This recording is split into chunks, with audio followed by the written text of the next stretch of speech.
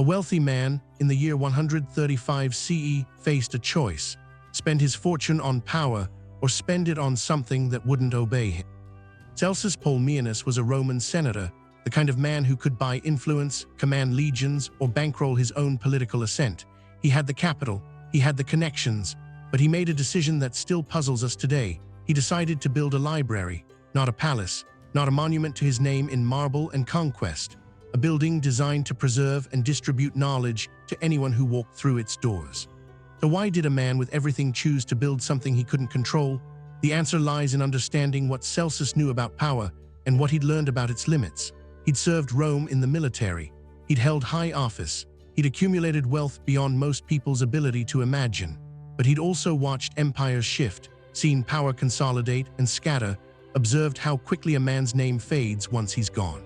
The Library of Celsus wasn't built in Rome itself. It was built in Ephesus, in what's now Turkey, a thriving port city where trade routes converged and ideas moved as freely as goods. That location mattered. Celsus wasn't building for the elite of Rome.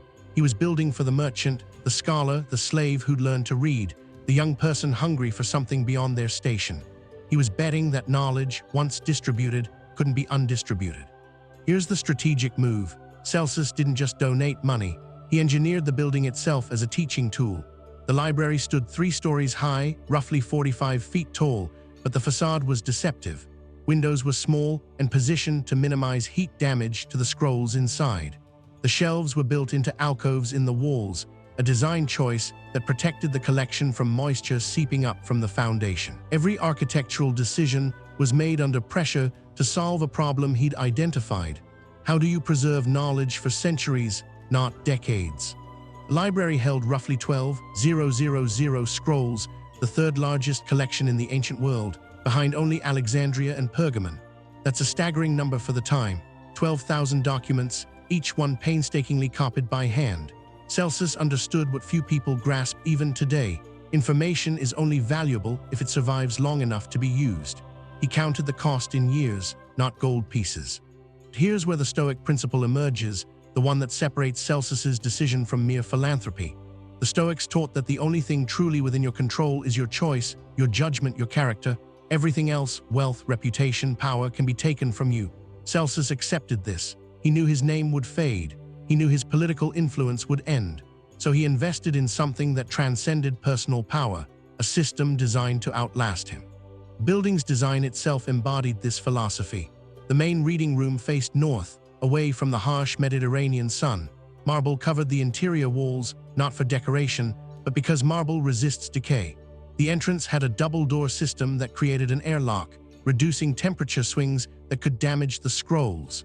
Every choice was a decision made with imperfect information, betting that these precautions would matter centuries forward. And it worked. The Library of Celsus survived earthquakes, invasions, fires, and the complete collapse of the Roman Empire in the West. It outlasted Celsus by nearly 2,000 years. When archaeologists excavated the site in the early 1900s, they found the skeleton of the building intact, a standing monument to one man's wager that knowledge mattered more than power. But Celsus made another decision that modern people often overlook. He didn't restrict access. The library was open to the public. A slave could walk in, a woman could walk in, a foreigner could walk in. In a world where knowledge was hoarded by the powerful, Celsus chose to distribute it. That was radical, that was costly, and that choice is why we remember him today. When you strip away the marble and the scrolls, Celsus faced the same pressure every person faces. How do I matter? How do I leave something behind? His answer wasn't to build a monument to himself. It was to build a system that worked whether or not anyone remembered his name. That's the difference between legacy and ego.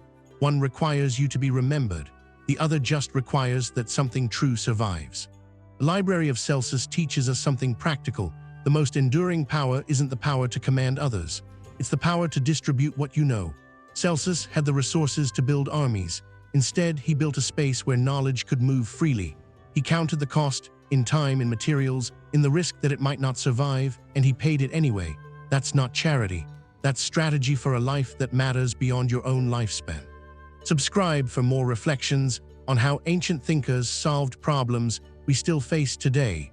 Because the most practical wisdom often comes from people who had to make irreversible decisions with incomplete information.